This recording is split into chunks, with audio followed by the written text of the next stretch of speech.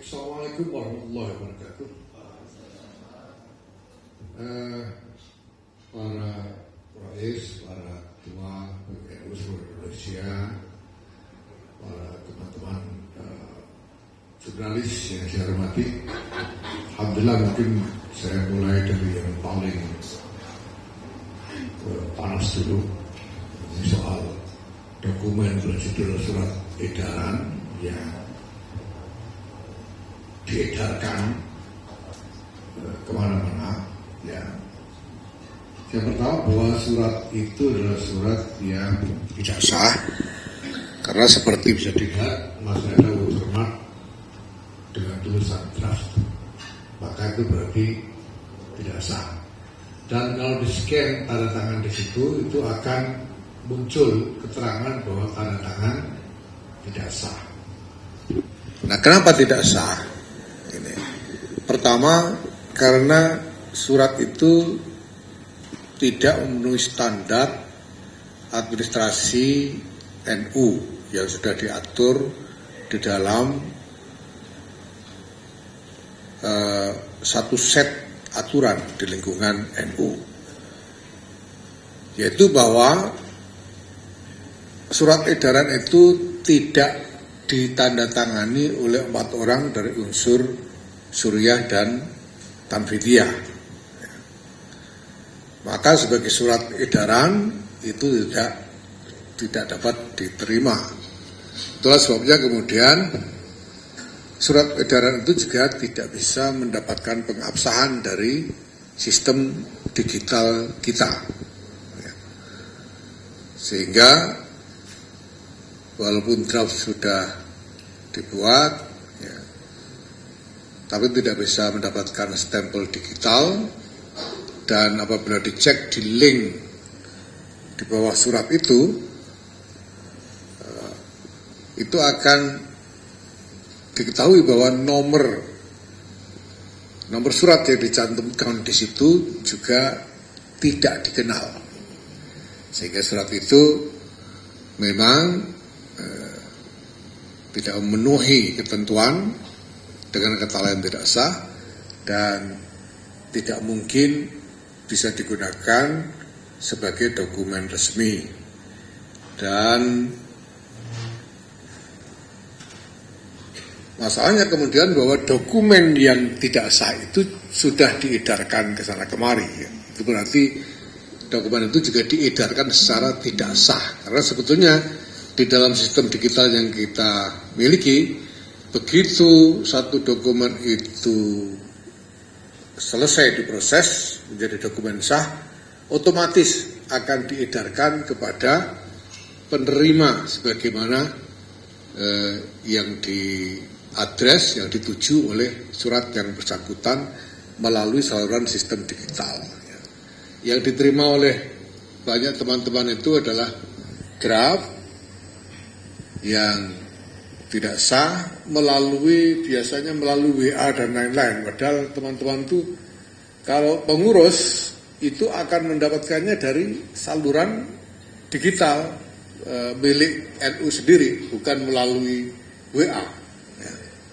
Yaitu apa yang kita sebut sebagai platform Digdaya, digital data dan layanan NU, ya.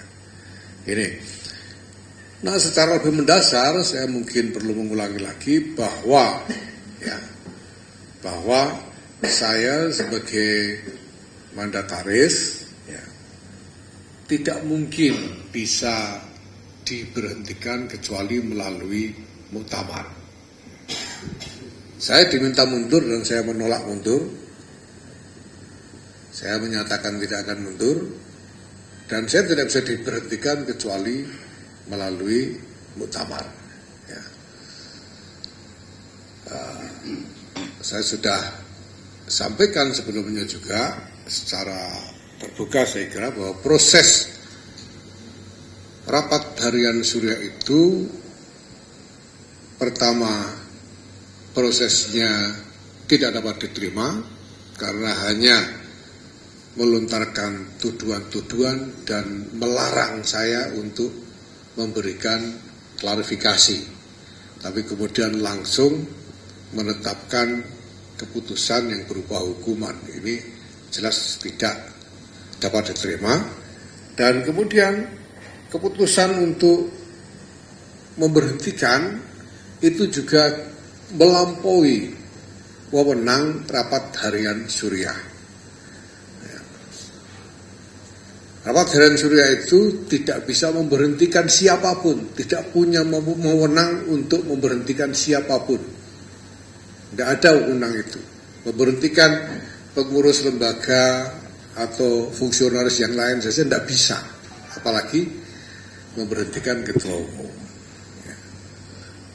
Dan tidak ada pejabat di lingkungan kepengurusan NU ini yang mempunyai wewenang tidak terbatas. Tidak ada.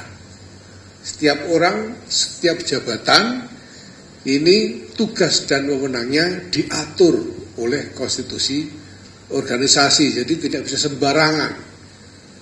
Walaupun orang itu mungkin sangat dimuliakan misalnya, tetap saja tugas dan wewenangnya dibatasi oleh konstitusi dan aturan-aturan organisasi, sehingga tidak bisa digunakan, tidak bisa melakukan hal-hal di luar tugas dan wewenang yang ada padanya menurut konstitusi organisasi. Saya kira ini cukup jelas bagi semua orang, ya. Dan sejauh ini jajaran kepengurusan NU di berbagai tingkatan juga sudah memahami masalah ini dengan jelas. Sudah banyak yang kemudian mengirimkan pernyataan secara resmi kepada PBNU meminta agar masalah ini tidak diteruskan, meminta agar segera ada proses komunikasi yang lebih baik di antara seluruh jajaran kepengurusan, ya, dan menolak adanya pemberhentian siapapun, apalagi mandataris, ya, sampai dengan muktamar yang akan datang. Ini sudah disampaikan oleh berbagai jajaran pengurus di berbagai tingkatan. Nah, ini saya kira bisa saya sampaikan untuk kesempatan ini. Ya, sebetulnya ini agak di luar konteks pertemuan, karena kami mengundang para pengurus wilayah ini, Suriah dan Tanzania, bersama-sama sebetulnya untuk mengkoordinasikan rencana rangkaian kegiatan peringatan hari lahir NU ke-100 menurut kalender Masehi.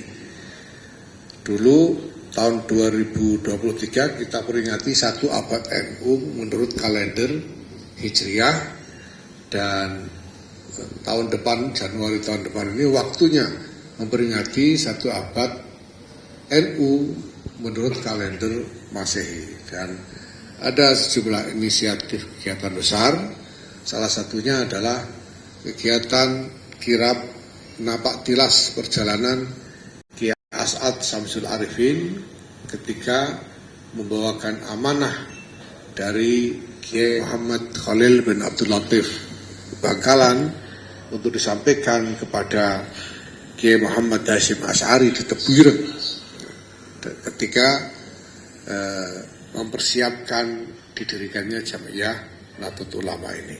Itu insyaallah akan kami laksanakan. Dan yang kedua adalah inisiatif terkait dengan satu kegiatan yang insya Allah akan juga signifikan terkait dengan inisiatif untuk membangun satu halal hub, international halal hub yang berbasis di NU. Insya Allah tadi sudah kami paparkan kepada para pimpinan wilayah yang hadir dalam pertemuan ini semuanya, dan insya Allah ini akan kita bisa laksanakan. Semangat dasarnya adalah bahwa di tengah-tengah berbagai macam masalah, ya, termasuk keributan yang sekarang ini sedang kita alami, roda organisasi tidak boleh terhenti. semua tugas-tugas pekerjaan harus tetap dijalankan dengan sebaik-baiknya tanpa terpengaruh oleh keributan. Kalau keributan ini kan cuma kegiatan mulut saja. Kegiatan-kegiatan yang sifatnya merupakan ikhtiar untuk kemaslahatan menjalankan tugas-tugas organisasi sama sekali tidak boleh terhenti. Demikian saya kira. Saya berharap apalah namanya, entah elit NU atau apa, berhentilah memberikan informasi-informasi yang menyesatkan, informasi-informasi yang membelah.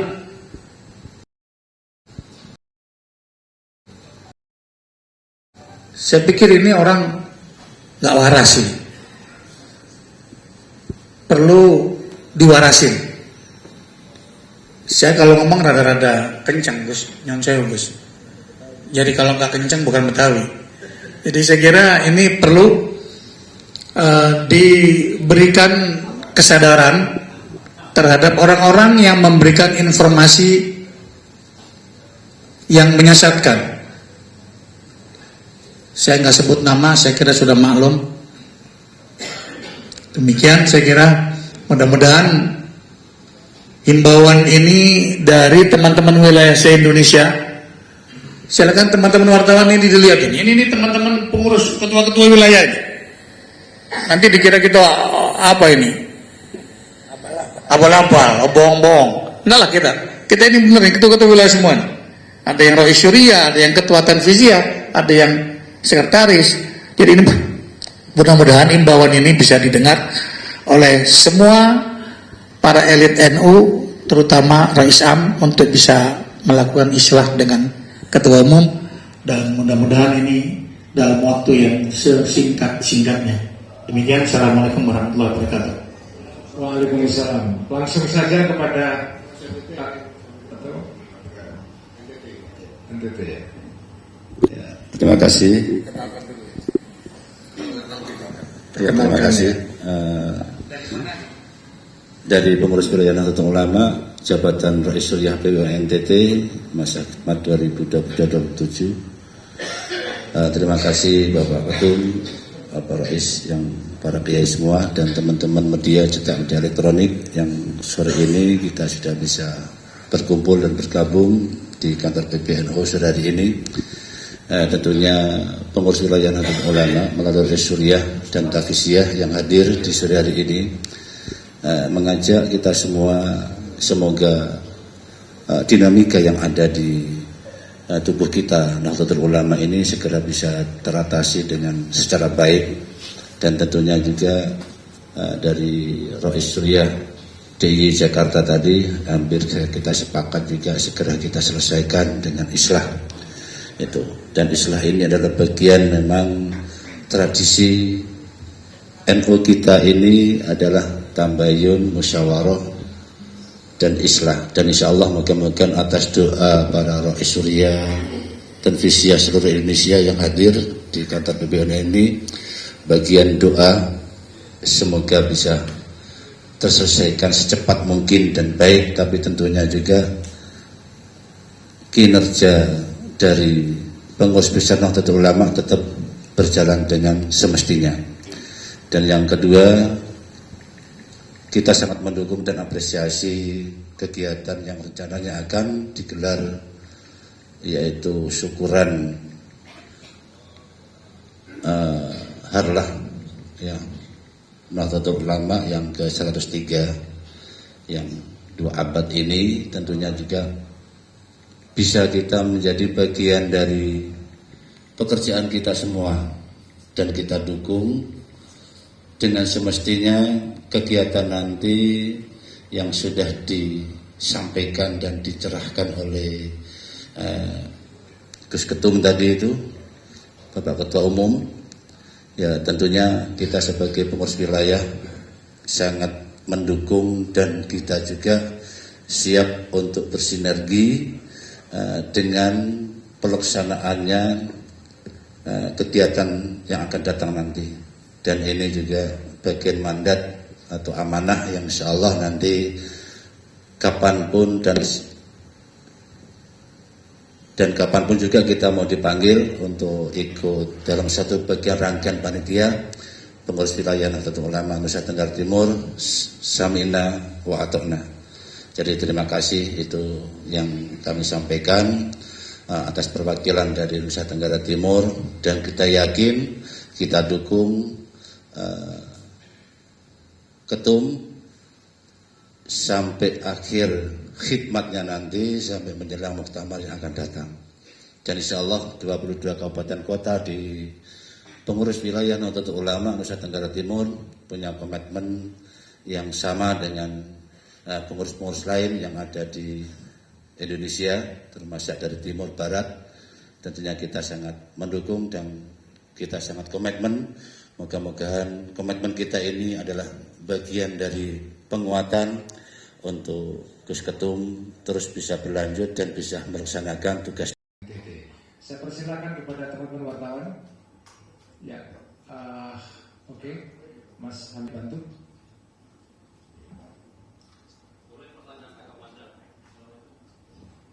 Assalamualaikum, saya Yogi dari CNN Indonesia. Gus mau penegasan aja, kan kalau di surat edarannya dinyatakan Gus Yahya sudah tidak lagi berstatus ketua umum dan kehilangan wewenang dan hak. Sementara Gus Yahya sekarang kan bilang bahwa surat itu tidak sah. Berarti Gus Yahya saat ini statusnya masih sebagai ketua umum PBNU. Nah, yang kedua soal rencana yang pertemuan di pesantren Lirboyo. Kalau dari Gus Yahya sendiri mungkin apakah ada komunikasi dengan Suriah agar ikut mau ke pertemuan itu dan menyelesaikan soal permasalahan ini? Itu aja. Terima kasih Gus. Terima kasih. Seperti saya katakan bahwa apalagi surat edaran itu, rapat harian surah itu sendiri tidak punya dampak hukum apapun terhadap jabatan saya karena tidak ada wewenang untuk itu. Surat edaran yang dikirim kemana-mana itu juga bukan surat yang sah dan diedarkan secara tidak sah. Maka ya tidak perlu diperhatikan dan tidak perlu ditangkap karena itu ya tidak sah, ya tidak mungkin. Misalnya kemudian pihak manapun menganggap itu sebagai dokumen resmi itu tidak mungkin karena tidak sah, itu bisa dicek secara digital kan tidak bisa diakali ya. Nah, dan saya masih tetap dalam jabatan saya sebagai ketua umum berdasarkan konstitusi organisasi dan juga berdasarkan pengakuan dari seluruh jajaran pengurus NU di semua tingkatan di seluruh Indonesia. Ya. Terbukti hari ini kami melaksanakan koordinasi untuk peringatan Harlah 1 abad Masehi. Ini juga semua hadir bersama kami dan kita melakukan koordinasi dengan baik. Nah, saya kira itu yang kemudian soal Islah, saya dipanggil untuk datang ke Lirboyo. Insya Allah saya akan berangkat besok. Komunikasi dengan Suriah, saya sebetulnya hari Jumat itu saya sudah mengirim pesan kepada Rais Am untuk minta waktu menghadap, bertemu. Tapi sampai sekarang belum ada jawaban, saya masih akan tunggu. Ya. Mungkin pada satu titik saya akan kirim pesan lagi untuk kita menghadap. Ya artinya bahwa saya sendiri tidak menginginkan ini terjadi, ya. Apapun untuk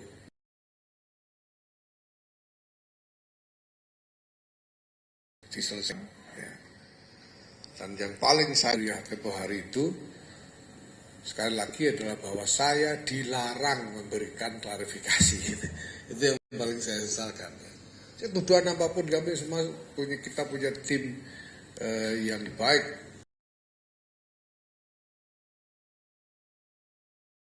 Mulai dari soal administrasi, soal keuangan, soal hukum dan lain sebagainya, kita punya tim yang baik dan saya siap mempertanggungjawabkan setiap hal yang saya lakukan selama menjabat sebagai ketua umum ini. Nah, masalahnya tidak boleh memberi klarifikasi, itu masalahnya. Ya. Mungkin ya karena ada masukan-masukan sesat ya, masukan yang menyesatkan menurut Rois Suriah PWNU DKI ini ya, yang entah kenapa begitu menarik sehingga Rois begitu percaya. Tapi kalau saya diberi kesempatan, semua bisa saya pertanggungjawabkan. Nah, kalau muktamar, ya mari kita selesaikan. Kalau masih belum selesai, mari kita selesaikan di muktamar ya. Apapun kan setiap muktamar ada mekanisme pertanggungjawaban, sehingga tidak menimbulkan ontran-ontran seperti ini. Ya. Tidak ada yang ingin NU ini pecah. Tidak ada yang ingin NU ini pecah. Tidak ada yang ingin NU ini cacat keabsahan. Kalau memaksa juga tetap saja cacat, ilegal, gimana lagi? Karena inkonstitusional, itu tetap saja tidak valid. Maka mari kita jalankan proses yang valid sesuai dengan konstitusi. Itu saja mungkin. Ya, seterusnya Mas Hamzah bisa ya. Mohon izin terus ingin bertanya pertama dari online, dari online. Mungkin yang pertama itu usaha-usaha apa aja sih Gus yang saat ini tengah bergulir dalam menggulingkan Gus Yahya itu sendiri. Kemudian yang kedua, apakah proses ini akan berujung dalam pengadilan? Mungkin seperti itu Gus. Kompas langsung. Izin Pak Zevanya Kompas TV. Sebenarnya kurang lebih sama sih pertanyaannya, lebih ke bagaimana tindak lanjutnya kalau misalnya dari kubu sebelah ini masih ngotot gitu dalam arti memaksa Anda mundur, meskipun tadi Anda sudah menjawab bahwa surat itu tidak sah karena tidak ada cap tanda tangan dan lain sebagainya. Ini ujungnya akan seperti apa? Apakah tadi mungkin ke proses pengadilan atau akan terpecah? NU sudah ini bagaimana? Terima kasih. Ya pertama ya, kalau pertanyaannya usaha apa yang sudah dilakukan,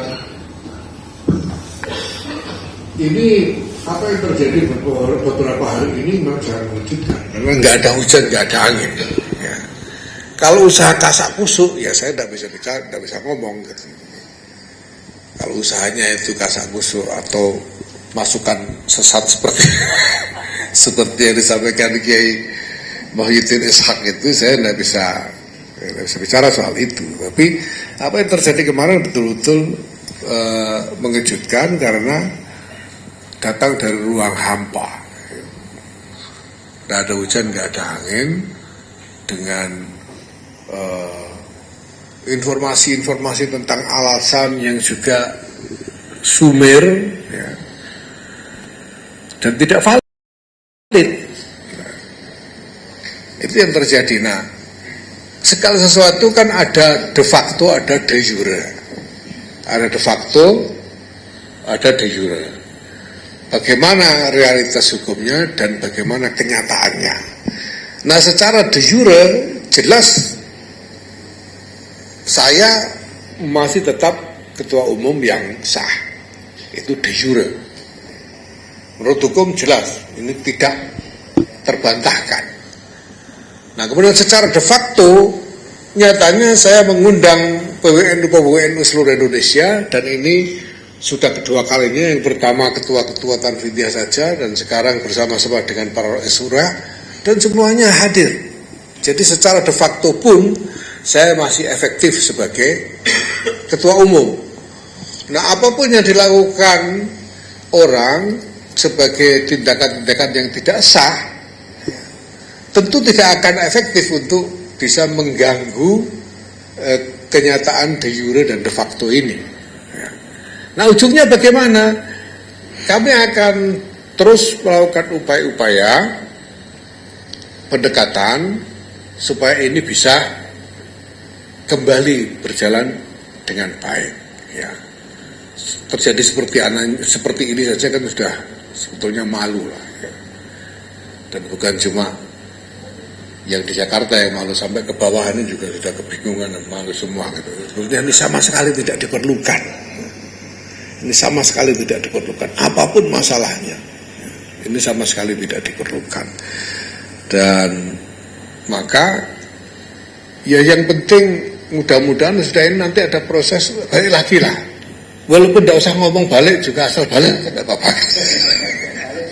Yang penting itu, yang penting kembali lagi supaya kita bisa kerja lagi. Tapi sementara itu, karena saya merasa saya memang mendapatkan mandat dari Muktamar untuk menjalankan amanat-amanat Muktamar, agenda-agenda yang ditetapkan oleh Muktamar, saya tidak akan berhenti menjalankan tugas-tugas terkait mandat itu. Itu sebabnya walaupun orang mau ribut seperti apa, ini pekerjaan tetap kita jalankan. Hari ini kita tetap koordinasi, ini ada sejumlah pelatihan kader tetap kita jalankan, ada rapat kerja perguruan tinggi, ada semuanya harus tetap berjalan. Jangan sampai organisasi ini terhenti hanya karena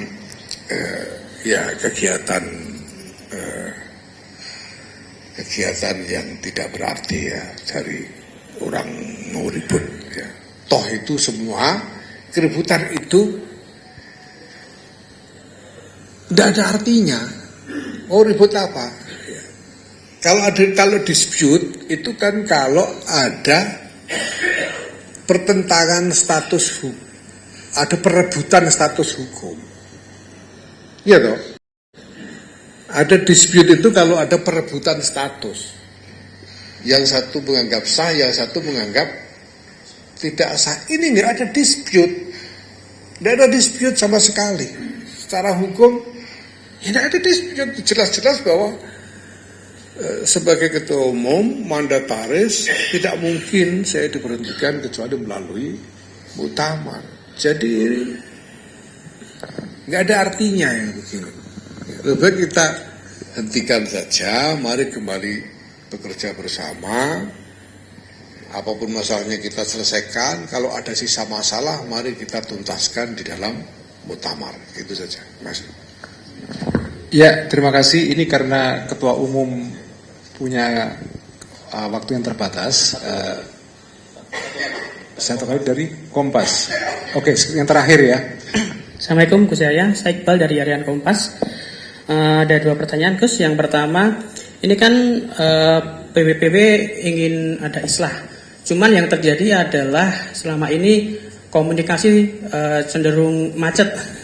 Nah ini apakah mungkin dibutuhkan pihak ketiga untuk islah? Itu yang pertama. Yang kedua, ini dinamika ini terjadi pure karena internal atau menurut saya ada tangan-tangan dari luar NU Gus?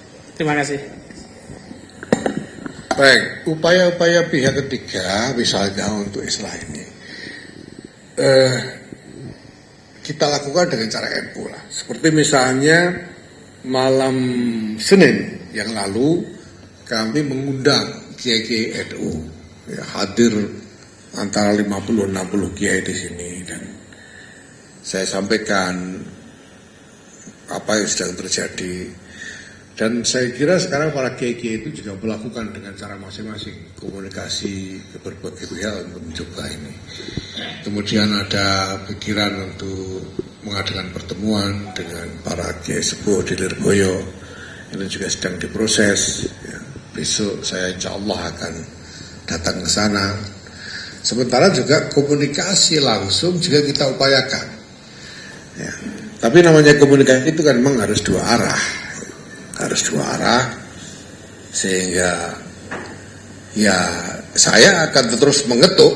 Nah, tinggal jawaban dari beliau seperti apa, itu yang saya tunggu. Saya sebenarnya tidak ada masalah.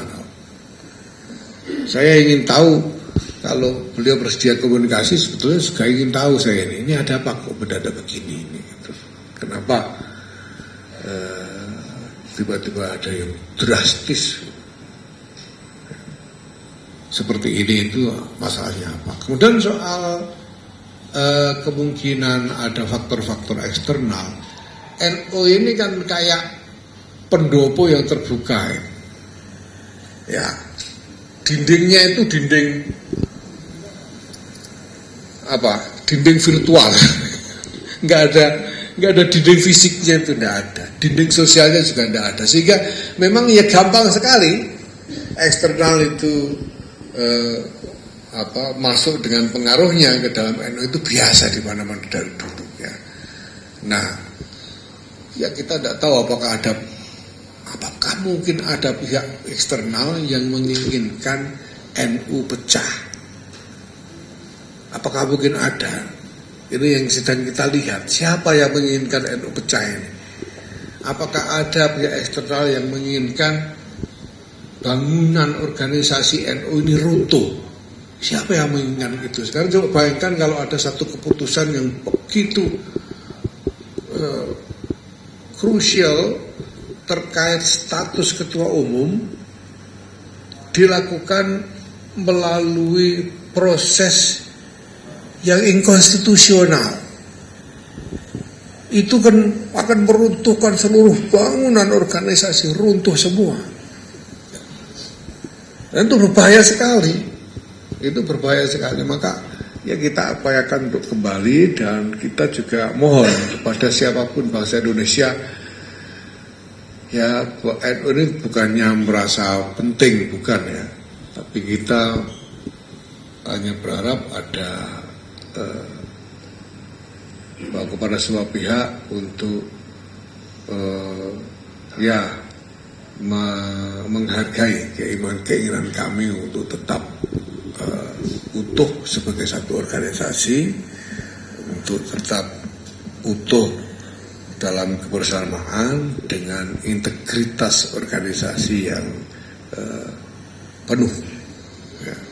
Mohon ini dihormati pada siapapun dengan kepentingan apapun.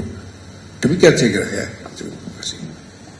Terima kasih kepada Ketua Umum yang sudah memberikan penjelasan. Saya kira sudah cukup, dan saya ingin menutup bahwa beberapa saat yang lalu PBNU sudah mengeluarkan surat klarifikasi mengenai surat edaran Syuriah yang memuat 5 poin penting. Salah satu yang ingin saya bacakan ini nomor 3. Surat resmi pengurus besar Nahdlatul Ulama tidak memuat watermark draft. Apabila terdapat watermark tersebut, maka surat tersebut bukan surat final dan tidak memiliki kekuatan administrasi. Jadi surat yang beredar di beberapa kalangan beberapa waktu yang lalu itu memang surat yang memuat watermark draft, dan itu menandakan bahwa surat itu belum final. Oleh karena itu kita menyatakan bahwa itu surat tidak bisa dijadikan sebagai landasan organisasi. Saya kira itu. Terima kasih kepada para wartawan yang sudah datang pada press conference pada hari ini, dan juga terima kasih kepada para rois, para ketua dari berbagai wilayah yang sudah menyertai Gus Yahya dalam press conference ini. Sampai ketemu di lain kesempatan. Wallahul muwaffiq ila aqwamit thoriq. Wassalamualaikum warahmatullahi wabarakatuh.